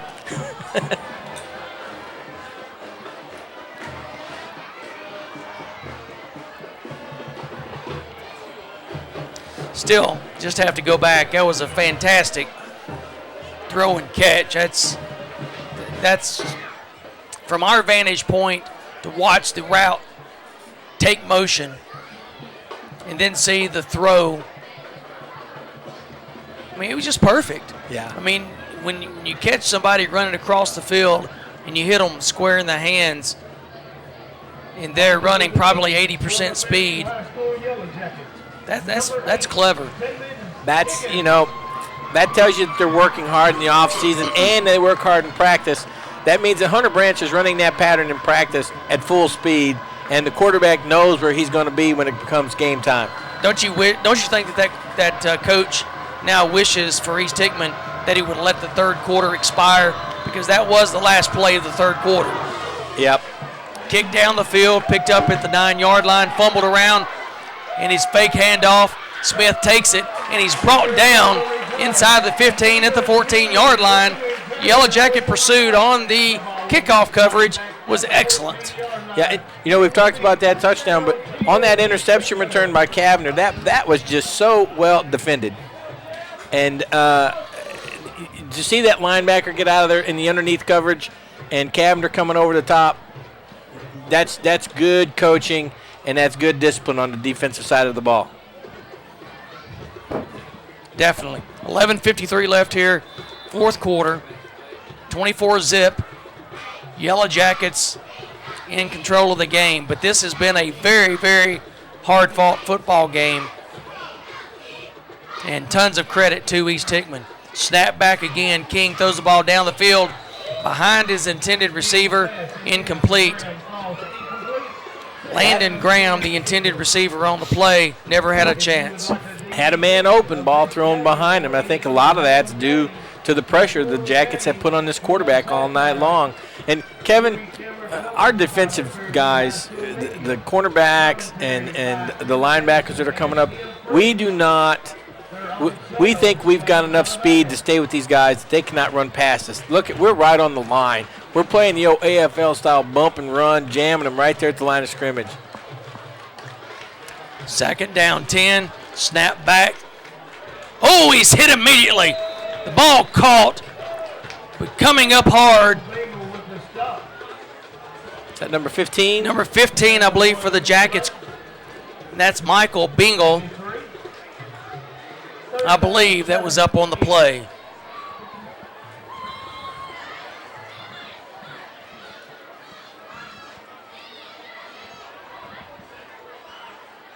That's, most teams, when they throw an out like that, the player's got a couple yards to turn around and make a move, but because Fairview is playing these receivers so tight, there's just no time. They're catching the ball when they catch it. Snap back. He throws the ball.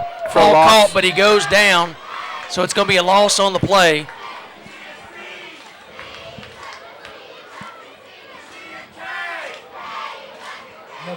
So fourth down, 12.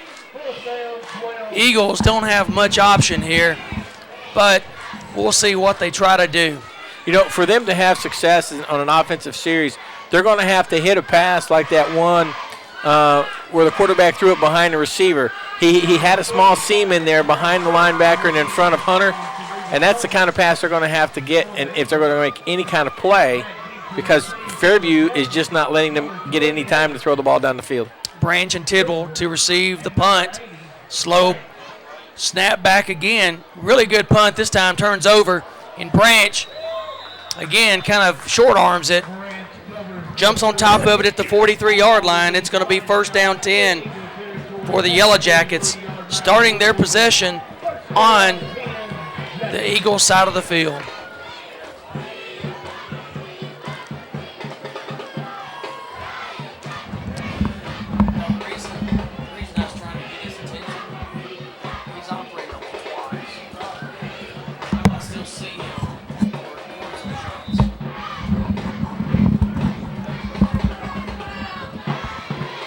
Snap back, Ramey throws the ball out. Julian gets the ball, tries to get outside of everybody. Picks up about 9 yards on the play. It's going to be really close to the first down. Second down, 1 yard to go. Gain of 9.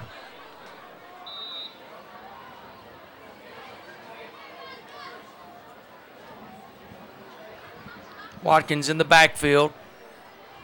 Cole Watkins, this pass thrown out to Franklin. He gets outside. His speed can take it the distance. If he makes it just one more man to miss, he would have had the distance. Down to the 16, 17-yard line.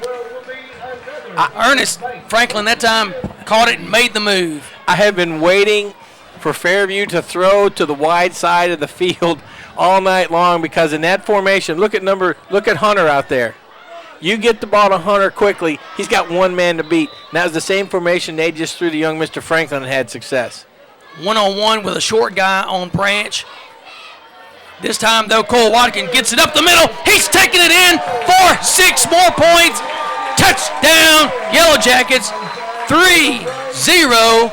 Point after upcoming. 30-0. The Yellow Jackets have control. A lot of power up there. That lineman, they're giving some. That was a big hole. Kevin, I think you and I could have ran through that one for at least 2 yards before we fell down. Negative. Speaking for myself. Point after. I think I could have got 2 before I fell down. Nathan Green, point after. Up and away. In the heads, Bob, yes, it's good. 31-0. Yeah.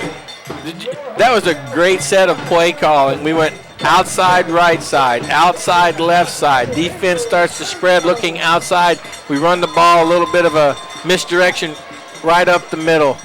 Safety's cheating. And we create a seam and touchdown for the running back.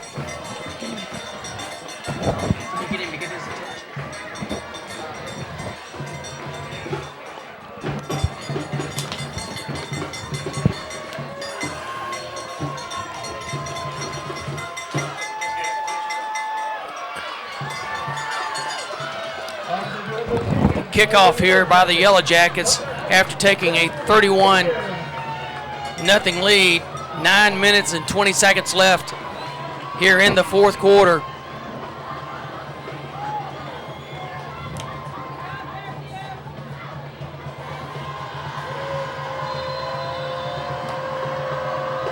Higgins gets his foot into it again. Whoa.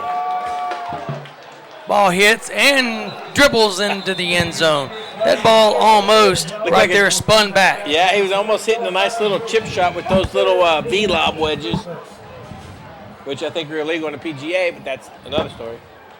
Yeah. Seeing some of these guys today hit that ball in the soft conditions up in Boston, spinning the ball back 20 and 30 feet. Yeah. Reminds me of playing with you, Tim. I might be your caddy. I'm talking about spinning the ball back 20, 30 feet. Like I say, I might be your caddy and watch you do that. Well, when I hit the tree, sometimes it comes back a good 20, 30 yards. Well, yeah. I have had success with the trees. Like I said, when I play golf, I measure my game by how many golf balls I come home with. Usually that should be more. You know, when you come home and you say you shot plus 12, that means you found a dozen golf balls in the woods. That's what people Handoff say. Up the middle this time. Number 11 back in the game, and that's Collier. And Collier's like, Coach, this is what I went through the first time I was in the game. I get the handoff, and then I get whacked. Are they giving T.J. Smith a break on the sidelines? Yeah, Smith is out. I think he's paid his dues for the evening. King, Austin probably feels like he's paid his dues as well. Back to throw the ball, floating out to the left side, trying to get the ball down the field, unsuccessfully to Landon Graham. You know, Fairview's put a lot of pressure on the quarterback for East Hickman, and as I believe you said at the beginning of the game, he's a freshman, and he has really hung in there pretty well. I mean, you look to that like 3 years down the road, he's going to be a lot bigger, a lot stronger, and that pass is going to be on a rope. That's correct. I'll take Ramey over him right now, though, just a little bit. I was just encouraging the young man. Yeah. Mr. Ramey, our QB, he does a wonderful job out there. Pass outside, defended well by Tidwell. Tidwell had the whole outside of the field covered. That pass, even if caught, would have gone for basically nothing. 4th down and 11 yards to go. The Eagles now down 31-0, 3 incomplete passes here. Or 1 run play, 2 incomplete passes. They're going to decide to go ahead and punt the ball away, because if they go for it and miss it, that gives the Yellow Jackets tremendous field position here. Hunter Branch and Nate Tidwell back to receive the kick. But I still believe the Yellow Jackets have 1 block kick in them tonight, because that ball getting back to the kicker is just literally floating back to the kicker. Timeout on the field. So the Eagles may be thinking about doing something this time.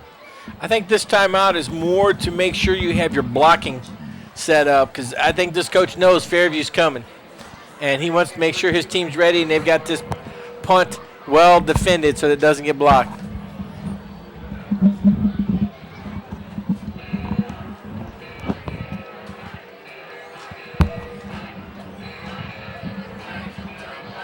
Just tell him to look up here. He's the lady in the black and gold. Her name's Jack. That's his nurse. So I'm just trying to get his attention so I can get his number so I can catch him before he leaves. You need a shot? I was just trying to get Brandon's attention, Brandon down.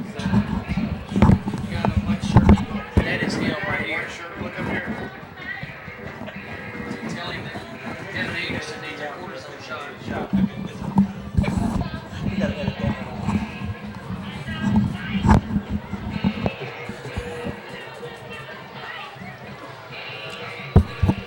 4th down 11. It looks like the Eagles are going to go ahead and punt.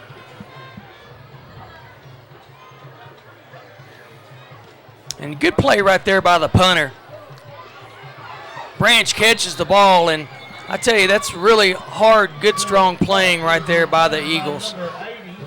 Bringing him down. He catches it pretty much with full stride, and they bring him down. Yellow Jackets now going to the bench.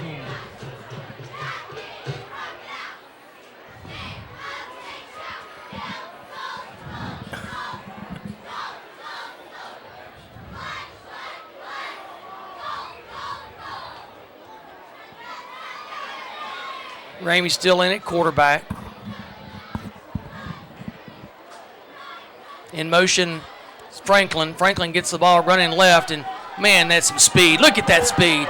Dives across the 1st down marker to the 20, 30-yard line.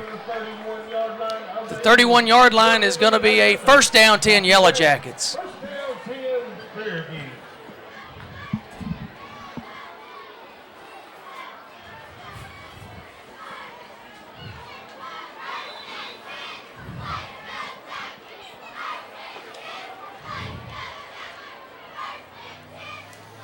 Pitch back this time.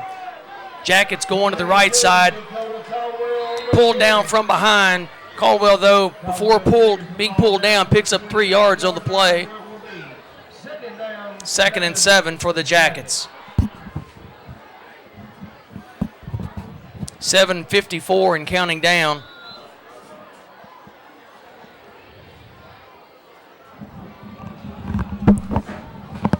Downs. Downs.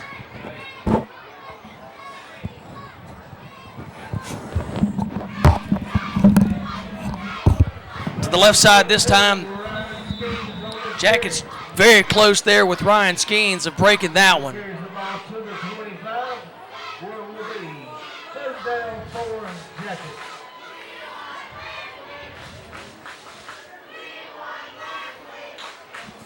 So you got Skeens in there, number 14. It's a junior. Just about this whole team comes back, Tim. I mean, this year, we've got a lot of talent on the field. Tidwell out to the right side, breaks the tackle, gets down close to the first down marker with a little help from his friends there.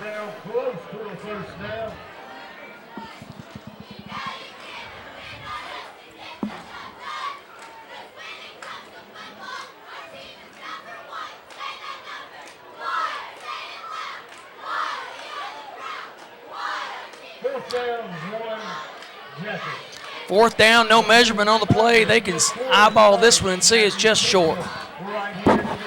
Pretty short. They got good eyes. Yeah, it's pretty close.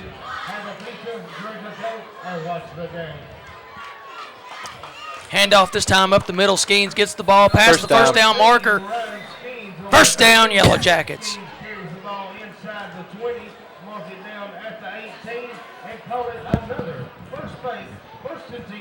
Fairview.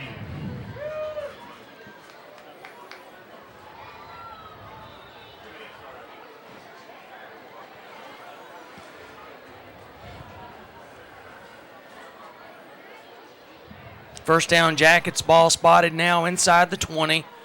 Handoff this time up the middle. Pickup of a couple only this time. Second down.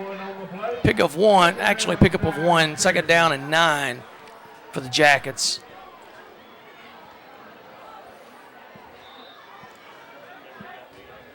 Jackets staying with their first team offense, it looks like. Pass out to Keens. Oh, what a block on the outside. Down to the 5-yard line. Number 7, outstanding block. I'm going to tell you, Eric Mangrum Jr., 6'1", he made that play happen. Get the ball out there to Ryan, and Ryan, all he had to do was just take off running and beat his man, and he did that. Oh, that's great execution. Those yards, half of those yards should go to number 7 on the play. Definitely Eric did his job. Into the end zone, high up into the air. Touchdown, Yellow Jackets! Pass up high in the air, and I'm not sure anybody in the state's going to cover Branch right now. That when you throw a pass to the outside and over the shoulder, and Branch doing what he does, going up and getting it. Those two have a very good working relationship out there. 5:10 left in this football game. 37-0, point after upcoming. Ball down, kick up and away. Spirals, end over end. It's good.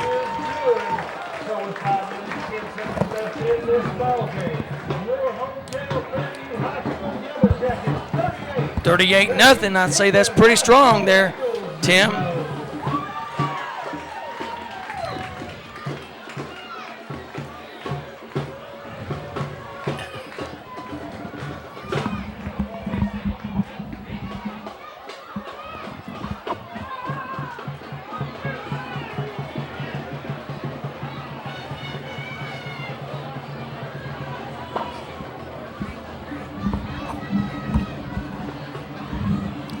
But if you think about what we got going on here, you got left-footed point after and field goal kicking with Nathan Green.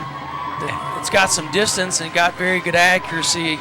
And then you also have David Higgins that you're throwing out there for the kickoffs. That's putting just about everything inside the 15-yard line before it's caught. This one here may go into the end zone on the fly. Almost. It hits down at the 4-yard line. One hops and stops right there into the end zone. The ball will come back out to the 20-yard line, where it will be first down, Touchback.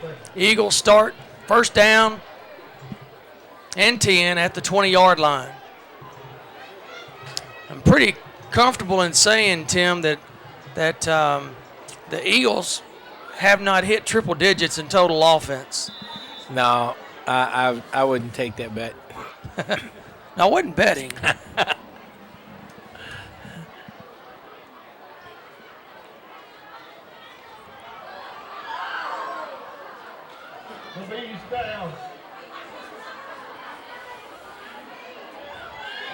Handoff. Hit immediately by a swarm of Yellow Jackets. Initially hit by number 66. And we know what happens when you get Jacob Buttrey paws on you. Yeah, they're just nothing. They're just dominating the line of scrimmage on both sides of the ball right now. You're going nowhere.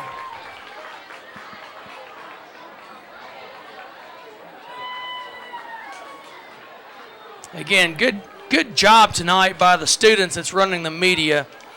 The guys on the field are doing a great job in executing their game plan, but the media team is doing the same thing, executing their game plan. And tonight you've got Tyler Tuttle, Blake Fahey, Kelly Moore, Justin Donmoyer, Ian Driscoll, Hunter Gutledge, Paul McCord, and Mitch Weimer. Producer Bob King. Bob's not actually at the game tonight, but came early, got things set up for his best of the best media staff. And things have gone perfectly tonight, as always. Flag on the field. Illegal procedure against the Eagles is going to be now third down and extra long. But coach's tape tonight, Michon Ramey, and statistics that we have are provided by Stacy Hare. And calling the game tonight, scratchy voice is me, Kevin Anderson. The very professional sounding voice is Tim French. That would be the voice that sounds like he wasn't raised in the South. There is a little bit of a south-north angle we've got going on. There's no doubt about it. It works. It works. One thing that we both can say is we both love Fairview High School Yellow Jacket football. Yeah, we've both had our kids come through this school and graduate and move on in their lives, and we've just kind of stuck around to call the football games, and I can't think of doing anything else. I just really love this opportunity. I guess until they run us off, we'll be here. That's right. And the cool thing is getting to watch different groups of kids come through, even though our kids are in and out already. Watching these young men get out there on the field. You know, these are like Hunter Branch. I went to school with his dad. Tidwell went to school with his dad. You know, you got so much going on where it's not just the kids that you know the parents of the kids. And that makes it extra exciting to watch your high school mates with their youngsters out there playing. And then to watch them perform and excel the way they are is just that extra special. Yeah, there's been a lot of football players come through here that we've had the opportunity to watch and watch them grow and have success on the football field, and then see them go on after their high school careers and grow in their personal lives. Absolutely. On the field, number 1 for the Yellow Jackets, that's Josh Lampley. He's a junior, 6'2". Also, you have on the field number 5, that's Dylan Baker, junior also. 21 coming onto the field, Nick Harvey. He's a freshman, 5'10". 72 coming 72, A.J. Barkalow, sophomore, and I hope I pronounced that correctly. I have been known to pronounce things not correctly. 62, Clayton Chapdelaine, number 2, also coming out onto the field. That's Joe Bach that we saw earlier. And number 52 is coming out on the field.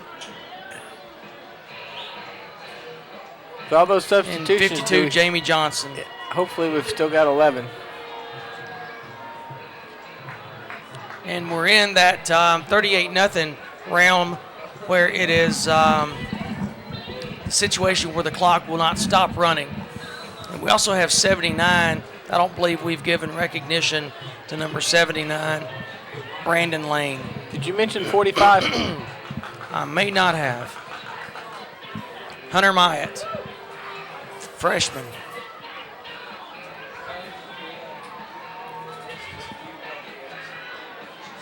This could be the last play of the game. And as Tim, you call this last play and give the final stats.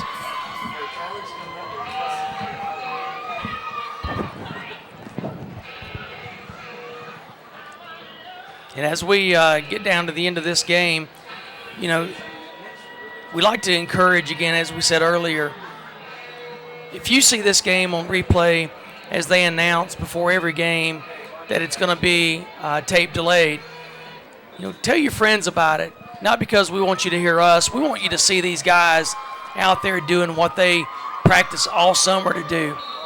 These guys come in from football camp. This year we had 100-degree weather, and so far through 2 games, we've not given up a score yet. And so I'd say that we're doing what we've been taught well to do, and we've been taught to do it with ethics. Yeah, so, Fairview continues their powerful attacking offense and a defense that just will not stop pursuing and just shut down other teams' game plans. You know, they come away from this game 38-0 over a game East Hickman Eagle squad that played hard all 4 quarters. Just tonight, there were just too many guns going for the Fairview Yellow Jackets. And for all you folks at home, I would like you to watch this game on the replay. And most of all, drive safe and enjoy your Labor Day weekend. Thanks.